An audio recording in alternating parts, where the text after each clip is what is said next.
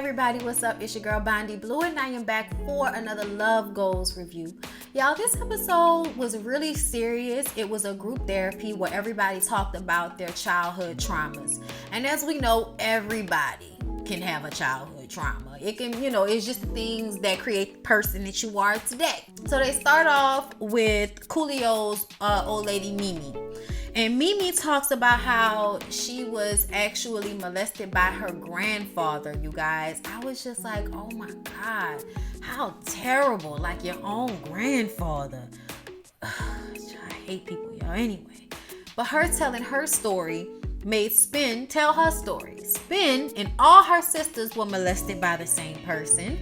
Then Coolio talked about how he was molested by a female family member. Everybody, y'all, damn near everybody on the show has been molested in one way or another. Damn near, okay? Coolio also talks about his experience with his mom being in abusive relationships and how at one point she shot her boyfriend in the face right in front of Coolio. He says he feels like he's been ruined for relationships. His family members weren't in, committed relationships. It was a lot of cheating. It was a lot of sleeping around. The examples he saw weren't good ones. So he doesn't feel like he can be a good person in a relationship. He also thinks the only place that he is good is as a father, but Spirit makes him recognize that the deficiencies he has as a man will show up in his parenting, whether he likes it or not, because it's the example you set. Which is such a good point, because I feel like so often people think that I can be a trash ass man to the woman that I have the children with, but I'm still a good father. And I feel like that's not how any of this works. I think the one thing I learned the most from my parents was the example that they set for me. And it was the way they lived their lives. They weren't perfect people or anything, but they were committed to their family and to our home and to us feeling safe and having space to grow as human beings and become successful adults. And I feel like when you have a household where everybody is clear about this is what we doing, then I feel like that example is what rubs off on your children the most. It's not what you tell them, it's what you show them. Coolio also said that he became a bully because when he got molested, it kind of softened him up, so people was picking on him.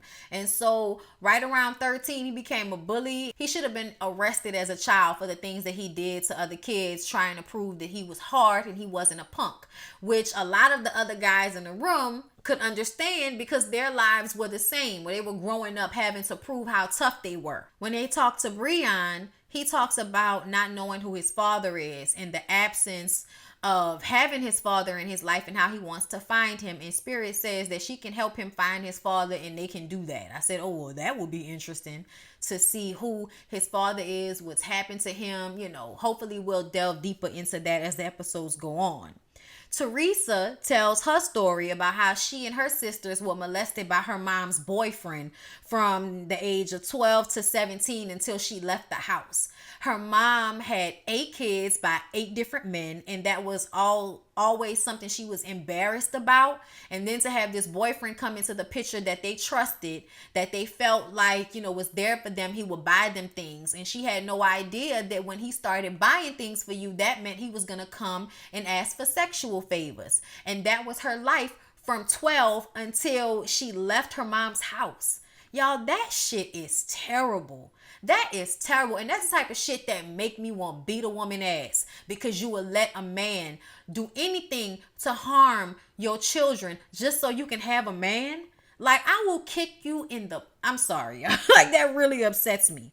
But immediately when she told that story, I knew why she felt the way she did about Dwayne having all of his friends always at their house all the time. And that's the first thing I thought about. Like, I didn't want to say that because you don't want to put something like that on people, because that's such a terrible thing to put out there at the end of the day.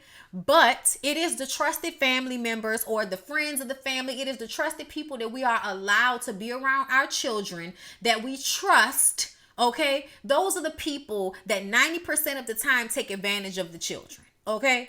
So at the end of the day, Dwayne needed to be listening to what Teresa was talking about and how her fear for what could possibly happen to her child. She has a 2-year-old daughter now, and there'll be times where her daughter will be running around the house in pajamas and she doesn't have any underwear on, and one of the guys is there at the house and they pick up the little girl, and Dwayne thinks that it's like having 5 other fathers to look after her. No, it's like having 5 possible fucking molesters in your house. That's more so what it's like than having 5 extra fathers. Not to say that that's always the situation, but one of them could be.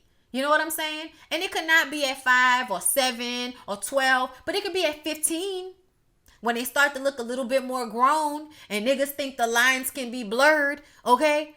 There's always at least one of your friends that will fuck around with a teenager, okay? So I just kind of feel like Dwayne really needs to listen when Teresa brings this to him, because it's being talked about, but I don't think she's actually brought it to him. Like, this is a fear I have, so I need for your male friends not to be in my house for 14 fucking hours a day. I need for that not to happen, okay? I need to feel like my child is safe in this house. And another thing is feeling like your child can talk to you if anything happens that makes them feel uncomfortable. Okay, you have to instill that in them from day one, So it's just a lot, and I was glad that they had that conversation, because I thought about that from jump. Child, my daddy wouldn't let me go by nobody's house if they had too many penises in that household, okay? So the whole time everybody is talking, Sunday just kind of has this boot in her mouth, and she isn't really saying anything. She doesn't want to share. I was like, yeah, she got a story that she need to tell, but she just don't want to let those floodgates open, because then she gonna be crying all damn day. I can see it on your face right now, Sunday. It's okay.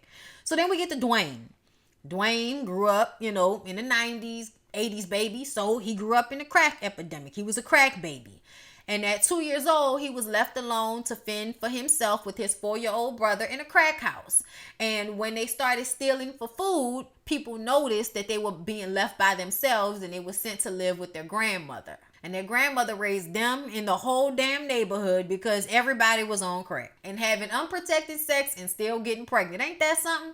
And all the crackheads that continue to get pregnant. Ain't that something? But he started gangbanging because, he got a little older, a little bigger, and realized that he had some power in the neighborhood. And he grew up being protection for his neighborhood. So that's another reason why he's always trying to take the hood with him.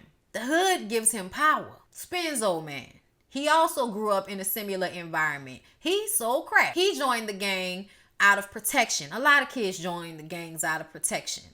And one day while he was selling out the crack house, his mom shows up to the door. And he told her they were closed. And she was like, crack house closed. Okay, but he ran out of there and he didn't sell to her. And he told his homeboy, look, bro, I can't do this. My mama showed up to the door the other day. And then he left and went to Texas and, got his life together. But ultimately, he grew up in rough surroundings, so a lot of the men can relate to one another because of that. A lot of them also didn't have their fathers in their lives. But his dad was also a drug addict, and he knew that, and he said that he took the good from his father and he left all of the bad. I said that's a good thing, when you can take the good and leave the bad. I feel like I took the bad, not on purpose, but I think I managed it better than my daddy did. So, yeah, you take the good and then you deal with the bad. Althea talks about when she was growing up, she had to take care of herself, which put her in a situation to have a lot of older boyfriends, okay? She felt like they were relationships, but really, they were grown-ass men exploiting a young girl who didn't have anybody to depend on. That's really what it was about. She was searching for love, and there's always some creepy ass old man who has enough money to make you feel like he loves you. She doesn't see it as the molestation that it really is. And that's because she's not giving detail. But I want to know, how old were you when you had your first boyfriend, and how old was he, Althea? Because you'll find that your situation is not much different than Teresa's situation. It's just that it wasn't your mama's boyfriend. Benzino comes up next. And y'all, even though I felt like Althea was wrong, I totally understood why she got upset. When they finally get to him, he tries to skate over his trauma. He was like, I just learned to keep moving. It's like, yeah, nigga, all of us have. We shouldn't keep doing that. We need to deal with the issues instead of just, pushing them in the back of our mind and keep going. We need to stop doing that. Benzino does talk about seeing women as an escape. And they talk about, what his childhood was like. And he feels like he was loved by both of his parents. I said, Benzino, You look at women as an escape, and you are constantly in search of love and affection from women as if your mother didn't give it to you. So for you to sit up here in front of us today and tell us that both of your parents loved you in a healthy manner, I don't believe that. Althea said, so you're not going to tell them about how your daddy forced you to sell drugs? I was like, yeah, there we go.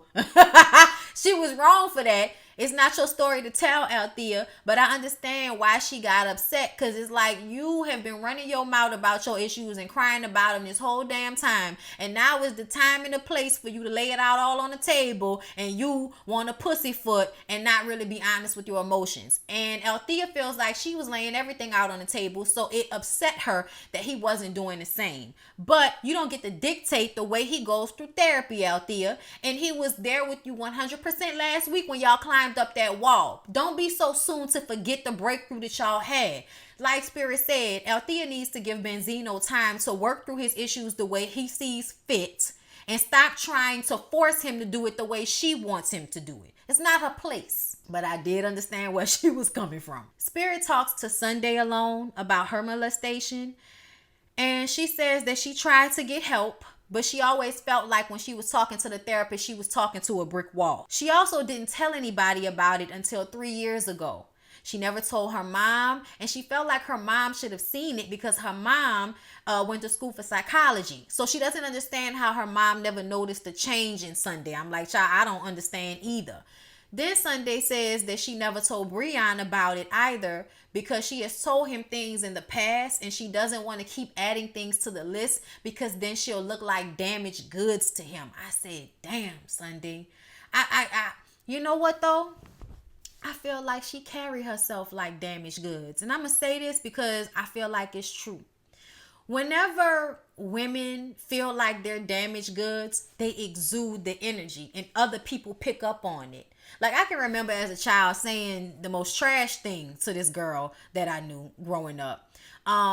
So proud of her now. Like, of course we were kids back then. You don't know. You just being a child, being stupid. And I remember telling her, y'all, I'll never forget, we was at Marion Central's fair. That used to be the shit back then. Okay. And I told this girl she looked used up. I didn't tell her. I didn't say it to her. I said it behind her back. And being me, when she came up to my face and asked me about it, I said, yeah, I said that shit. I said you look used up because you do. Now, I don't know what her childhood was like, but I feel like I always go back to that because even though I was ballsy enough to say the shit to her face, it always made me feel like shit that I said that to her. Like, or even that I said that out loud. I learned lessons from those things. Like, stop saying shit like that because that's fucked up. And I always felt bad about that when I said that. You know what I'm saying? I always felt bad about it after that. I don't know if she ever knew that because we ended up going to high school together after that. And we weren't never like friends, but I think we follow each other on Instagram and shit enough for me to see, she's a great mother. She's in the military, all of that type of shit. Like, she's done great with her life. But when we were kids, I feel like I was seeing something that I shouldn't have been seeing in her, and I said some shit that I shouldn't have said. You know what I'm saying? Like, I shouldn't have said that shit, but I feel like it was something that women give off when they already feel like that about themselves, and it's not true. You know what I'm saying? But it's the energy you give off when you don't have confidence in yourself. And I remember that as a child. You know what I'm saying? Like, saying that to that girl, and when Sundy said that shit, I got it. That's what my memory went back to. And I was like, yeah, it's not that you actually are. It's the energy you give off because of how you feel about yourself. But that doesn't mean that it's true. So I was just like, I really hope that Sundy gets the help that she needs. Because you can tell, like, all the years we've been watching her, Sundy has been carrying all of her childhood traumas all over her, which is why she has the persona that she has. Y'all, Sunday need a fucking hug, bro, for real. Years of therapy and some hugs. But she feels damaged and empty. And I was just like, and that's what I see when I look at her. And I really want her to feel better on the inside because she's a beautiful woman. It's crazy to me what people exude no matter what they look like on the outside when they fucked up on the inside. And then after, we see all the girls get together and talk about how they all have the same story. And Sunday finally talks about being molested by her babysitter, which was a woman. And she doesn't want to share it with Breon, but she shared it with the other women. And they all talk about how ashamed they've been to be honest about what they went through. Teresa is so happy that they all talked about it, because she really got something from it, and it made her feel like she's gonna stick to her guns about not having all of them men around in her house. You could tell, but she really got something from it. I think everybody got something from it, but I think Mimi was the catalyst, and I appreciate her for being so open, because it was like a domino effect. Once she opened up, everybody seemed to eventually want to open up about their same experience. It was really a beautiful episode when you think about it, in that way, of how everybody seemed healed by the sharing of their own trauma. You know what I'm saying? So it was amazing. I enjoyed the episode. This show is really good, y'all. But anyway, I hope y'all enjoyed. Please don't forget to like, comment, and subscribe to my channel if you have not already. And I will see y'all in the next one. Peace out.